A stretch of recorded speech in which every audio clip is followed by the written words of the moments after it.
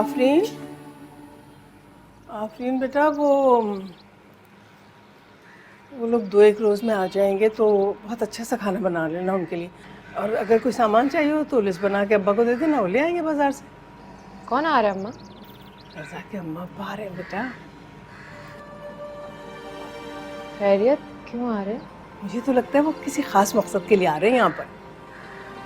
हमारे अब्बा बता रहे थे कि हारून भाई तो निकलते ही नहीं है घर से, जोड़ों की बीमारी है ना उन्हें बहुत दिन से। अच्छा तो बस खाना बहुत अच्छा सा बनाना, और कुछ चाहिए तो बस मंगवा लेना, ठीक है? अम्मा वो बहुत पैसे खर्च हो जाएंगे, आपको पता है पहले ही हालात। अरे बेटा फिक्र ही नहीं करो तुम।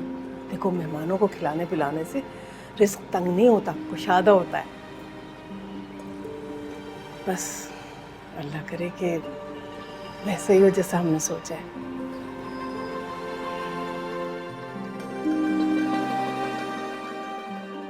तो रज़ा को मेरे किरदार पर यकीन है। मेरे किरदार से जुड़ी साजिश की परवाह नहीं है उसे। मुझे भी तो ऐसे ही आला ज़र्फ शख्स चाहिए था, जिसकी मोहब्बत में इतनी ताकत हो कि वो दुनिया की तमाम उठती नज़रों से मुझे महफूज कर सके।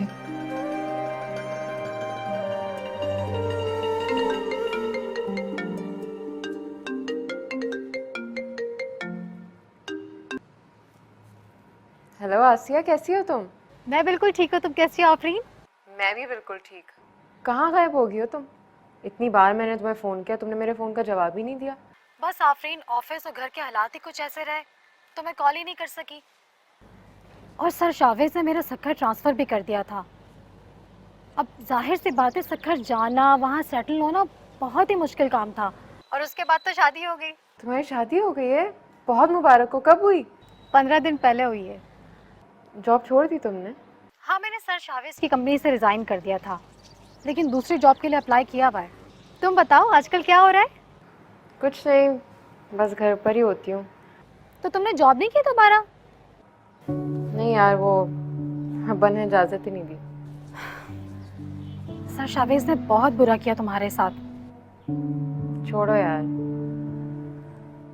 अब तो मैं उनको कुछ कह भी नहीं सकती। तुम्हें वो काशिफ याद है? वो जो जुनैद भाई की जगह पर आया था। हाँ, वही चालाक सा लड़का नहीं था? सर शावेज ने उसे भी जॉब से निकाल दिया था। उसके तो बहुत बुरे हालात हो गए थे। और तुम्हें पता है, उसकी बेटी की भी डेथ हो गई थी। बहुत अफसोस हुआ मुझे बेचारा। आसिया, तुम किसी दिन घर का चक्कर लगाओ ना। हाँ, जरूर आऊंगी। तुम बताओ अंकल आंटी कैसे? हाँ, सब ठीक है।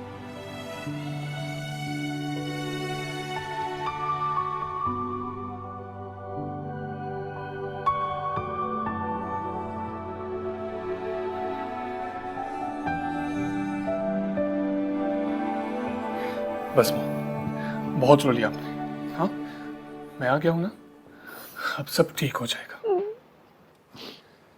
अकबरी, बताओ मुझे क्या होता रहा है यहाँ?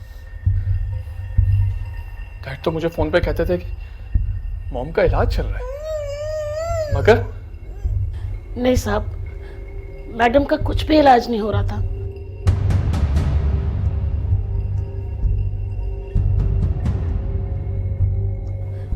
दवाइयाँ और मसाज तो मैं ही करती थी, जब से साहब ने दूसरी शादी की। व्हाट?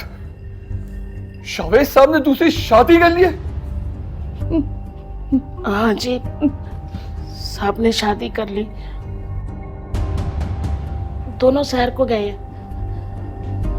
जब से उन्होंने शादी की, मैडम ने मसाज कराना और दवाइयाँ लेना भी खत्म कर दिया था। बहुत गुस्से में रहती थी। शावेज साहब ने दूसरी शादी कर ली और मुझे खबर तक नहीं हुई। मॉम की हालत इतनी खराब थी, उन्हें यूं लाके इस कमरे में फेंक दिया। उनकी हालत इतनी खराब थी, कम से कम तुम तो मुझे फोन करके बता सकती थी। क्यों नहीं बताया मुझे किसी ने? सब कोशिश की थी, मगर बड़े साहब ने बहुत डांटा।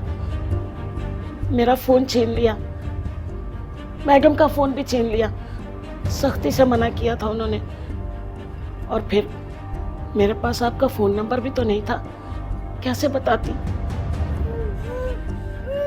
ये ठीक नहीं किया डैड ने, बिल्कुल ठीक नहीं किया।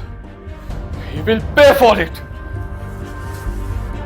अकबरी, मेरी एक बात गौर से सुन, बल्कि इस घर के सारे मुलाजिमों तक ये बात पहुंचा दो कि अगर शावेज साहब की कॉल आए तो ये हरगिज़ पता नहीं चलना चाहिए कि मैं पाकिस्तान में हूं। जी साहब, हम नहीं बताएंगे, बल्कि कोई भी नौकर नहीं बताएगा।